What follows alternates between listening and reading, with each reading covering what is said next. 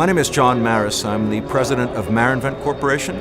We were incorporated in 1983 for the purposes of flight test and certification.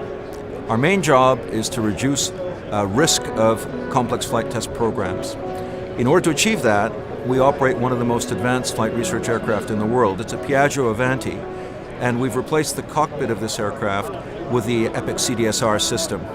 And that enables us to do flight testing and risk reduction that would be otherwise impossible without this aircraft. Our customer base ranges from NASA, for example. We teach test pilot schools and flight test personnel how to do their job. Governments, we've done a lot of work for the New Zealand government. We've actually even done work with the Russian government to help them in these areas, and a number of avionics firms and independents that need flight testing that would exceed their own capabilities to test and evaluate their own equipment. Our Avanti is designed to house experimental and research avionics as they get developed. We need tremendous flexibility in our avionics. We need to be able to handle almost any kind of interface, display any kind of data. Could be video data, could be ARINC 429 data. So we need the most flexible possible avionics system. Of course, the baseline avionics in the aircraft is not designed to talk to strange systems, such as other flight management systems.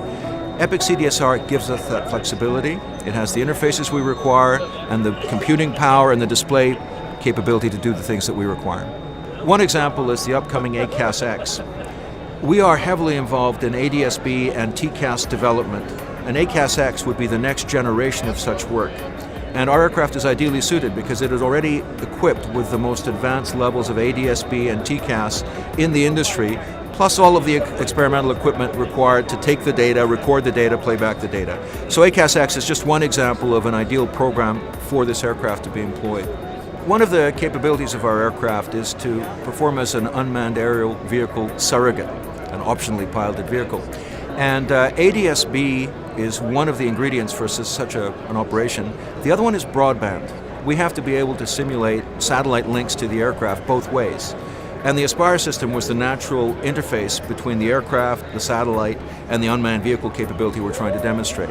So this was part of a NASA program that we're doing called TASER, and the Aspire will be an integral part of the flight testing we do in the summer of 2013 for the TASER program. We've got a long-standing relationship with Honeywell, and we're very well treated by the support staff. And our needs go far beyond what a typical customer would require. We involve technical personnel, marketing personnel, sales personnel, support personnel, with very difficult problems that have to be solved. This is not a production aircraft that does routine A to B flights. And the support we've received has been extremely strong. And whenever we've had technical questions, the right people have been there to help us answer them. And the system itself has been able to support our requirements very well. So it has been a very good working relationship with ourselves and Honeywell.